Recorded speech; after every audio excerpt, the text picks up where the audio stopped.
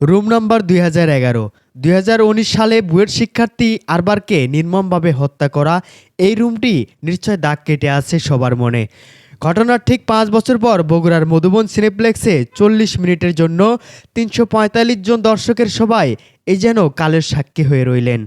ভারতীয় আগ্রাসনের বিরুদ্ধে ফেসবুকে স্ট্যাটাস দেওয়ায় নিষিদ্ধ সংগঠন ছাত্রলীগের হাতে নির্মমভাবে হত্যার শিকার হয়েছিল বুয়েট শিক্ষার্থী আরবারকে। ছাত্র জনতার সফল গণ অভ্যুত্থানের পর সেই ঘটনা প্রবাহকে তুলে ধরতে জাহাঙ্গীরনগর বিশ্ববিদ্যালয়ের নাটক ও নাট্যতত্ত্ব বিভাগের শিক্ষার্থী শেখ জিসান আহমেদের পরিচালনায় নির্মিত হয় রুম নম্বর ২০১১। ৪০ মিনিটের স্বল্পদৈর্ঘ্য চলচ্চিত্রটিতে অভিনয় করেছেন জাহাঙ্গীরনগর বিশ্ববিদ্যালয়ের ১৫০ শতাধিক শিক্ষার্থী। শুক্রবার প্রথম জেলা হিসেবে বগুড়ার মধুবন সিনেপ্লেক্সে প্রদর্শিত হয় চলচ্চিত্রটি। প্রথম দিনেই শিক্ষার্থী, শিক্ষক ও শিল্প সংস্কৃতি সংগঠনের ব্যক্তিদের ভিড় ছিল চোখে পড়ার মতো। আগামী ৪ ও ৫ জানুয়ারিতে এই প্রেক্ষাগৃহে চলচ্চিত্রটি প্রদর্শনী চলবে।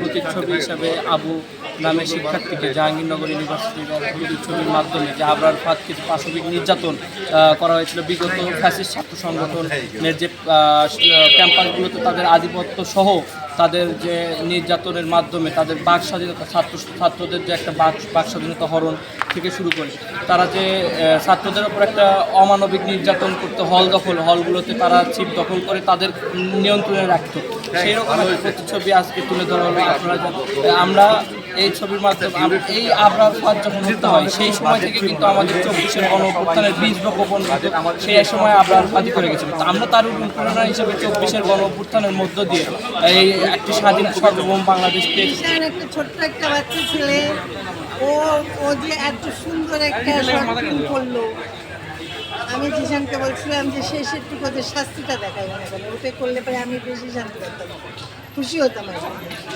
খুব ভালো, টাকা নাই, পয়সা নাই, কিছু নাই, তার মধ্যে যে এত সুন্দর একটা শর্ট ফিল্ম অভাবনীয়।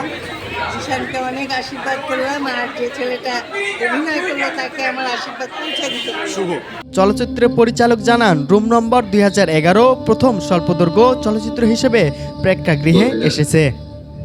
আসলে আমাদের ৫ই আগস্ট যেদিন আসলে দেশে বিপ্লব ঘটলো ওই দিন রাতেই সিদ্ধান্ত নেওয়ার কাজটি, এবং ওই দিন রাতেই আসলে সোশ্যাল মিডিয়া একটি পোস্ট করি যে আবরার ফাদের পরিবারের সাথে আমাদের যোগাযোগ করে দিতে পারবে কিনা।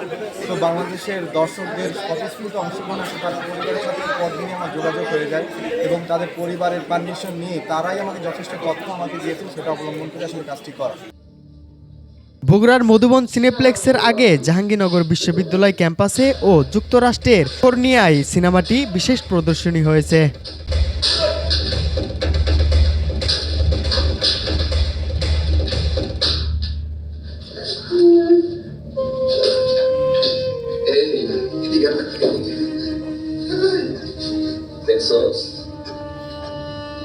একবারে মুটকি কথা বলে দেব, তুই জানোস না এই হলে থাকতে হলে অন্য কোনো দল করা যায় না।